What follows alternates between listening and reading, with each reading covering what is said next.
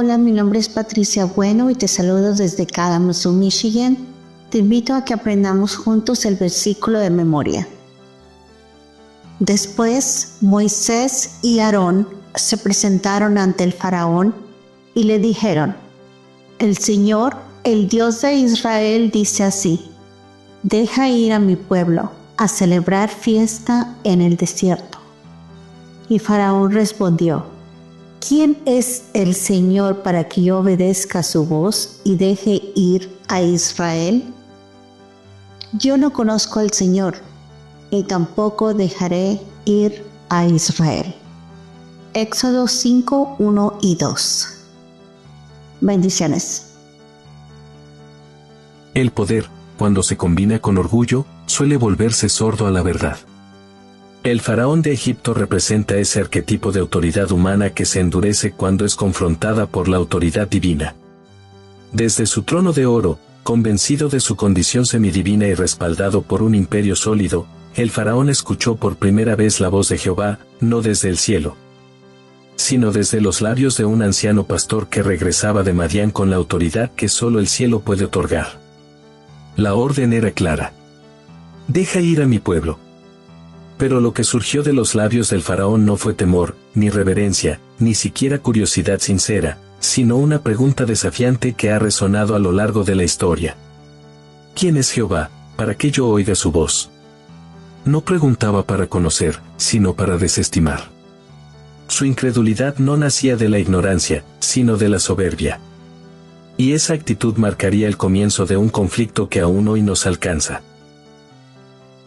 Hay preguntas que revelan sed de verdad, y otras que son escudos para mantener el corazón endurecido. La pregunta del faraón se alinea con la actitud de Lucifer en el cielo, de Nabucodonosor en su trono dorado, y de todos aquellos que han puesto su propia voluntad por encima de la revelación de Dios. ¿Quién es Jehová? No es simplemente un desconocimiento, es una declaración de independencia, una negación de la autoridad divina. En un mundo donde el relativismo moral, la autosuficiencia y el culto a la razón se exaltan, esta pregunta sigue viva. La voz de Dios resuena aún a través de su palabra y su pueblo, llamando a la obediencia, a la adoración verdadera, a la separación del pecado. Pero todavía hay quienes, desde sus propios tronos, ya sean ideológicos, académicos o personales, responden como el faraón: ¿quién es Jehová? Sin embargo, en esa confrontación, Dios no responde con ira inmediata ni con demostraciones violentas de poder. Su respuesta es paciente, progresiva y pedagógica. No busca simplemente aplastar al orgulloso, sino redimir a los que están observando. La confrontación entre Moisés y el faraón no es solo un evento político o nacional. Es una revelación del carácter de Dios, de su justicia, de su paciencia, de su poder y de su fidelidad. En el drama del Éxodo, vemos el patrón del juicio, la misericordia y la liberación. Vemos un Dios que no solo exige ser escuchado, sino que se da a conocer. Y ese mismo Dios nos llama hoy a conocerlo, a representarlo, y a anunciarlo en medio de un mundo que, como Egipto, vive en tinieblas. Bienvenidos, mi nombre es Augusto Palacios y esto es Estudiando la Lección.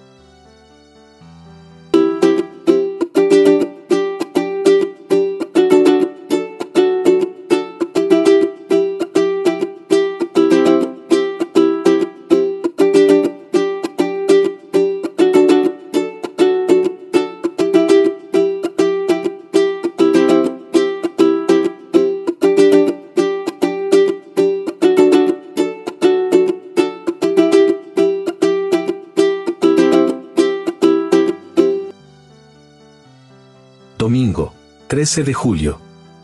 ¿Quién es el Señor? El capítulo 5 del libro de Éxodo nos introduce a esta escena fundamental en el desarrollo del conflicto. Moisés y Aarón llegan ante el faraón con el mensaje que Dios les ha confiado. Así ha dicho Jehová, Dios de Israel: deja ir a mi pueblo, a celebrarme fiesta en el desierto.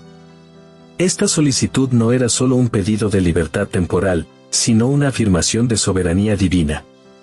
En ese instante, la batalla por la autoridad se hace evidente. ¿Quién tiene derecho a determinar el destino de Israel, el faraón o Jehová?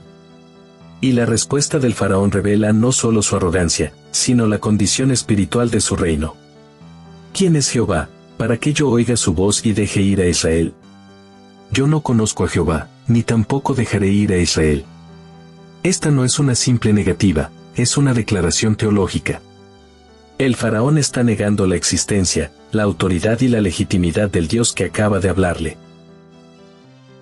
El mensaje de Moisés no fue recibido como una revelación sagrada, sino como una amenaza política. Y desde el punto de vista del faraón, lo era. Porque dejar ir a Israel implicaba reconocer que ese pueblo no le pertenecía, que respondía a una autoridad superior. Implicaba debilitar el orden egipcio, reconocer a un dios extranjero y desafiar la lógica imperial. Por eso su rechazo no fue solo emocional, sino también estratégico. Sin embargo, en esa decisión, el faraón se colocó directamente en oposición al plan de redención de Dios. Y al hacerlo, activó una serie de eventos que demostrarían, más allá de toda duda, quién es verdaderamente Jehová.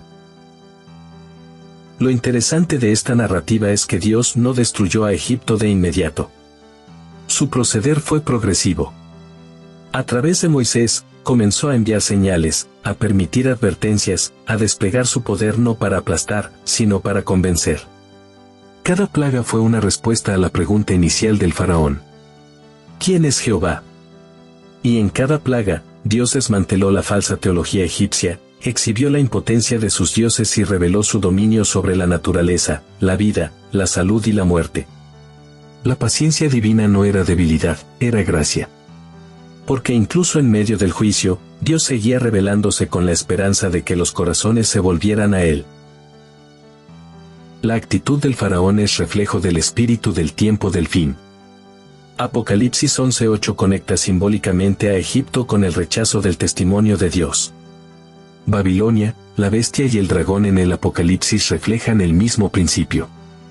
Negación de la autoridad divina, persecución del pueblo de Dios, exaltación del poder humano. El mundo actual no necesita faraones para seguir preguntando. ¿Quién es Jehová? Basta con ideologías que niegan el origen divino, filosofías que destruyen la noción de pecado, religiones que reemplazan la obediencia con rituales vacíos. La pregunta sigue viva, y la respuesta también. Dios se revela por medio de su palabra, de su pueblo, de la historia, y pronto se revelará en gloria en la persona de Cristo. Elena de White escribió que el faraón fue el monarca que más osadamente se rebeló contra Dios, y que Egipto representa en la profecía esa actitud atea, arrogante y persecutora. No es casualidad que muchos hayan identificado este espíritu en sistemas modernos que, como el faraón, niegan a Dios y oprimen a su pueblo. Pero como entonces, hoy también Dios levanta mensajeros. Moisés no fue enviado a debatir teológicamente con el faraón, sino a proclamar la palabra de Dios. Su tarea no era convencer con argumentos, sino obedecer y declarar. El poder estaba en el mensaje, no en el mensajero. Y esa es nuestra misión hoy también. Hablar, aunque seamos rechazados, predicar, aunque nos ignoren, y mantenernos firmes, aunque el mundo diga: ¿quién es Jehová? Hay muchas formas de responder a esa pregunta, pero la más poderosa es con una vida transformada. El mundo no necesita más religiosidad, necesita más testimonio. Cuando vivimos con integridad, con fe, con humildad, estamos respondiendo con hechos a la pregunta del faraón. Cuando amamos al prójimo, cuando guardamos los mandamientos, cuando elevamos la cruz, cuando servimos en nombre de Cristo, estamos diciendo al mundo: Jehová es Dios, y nosotros somos su pueblo.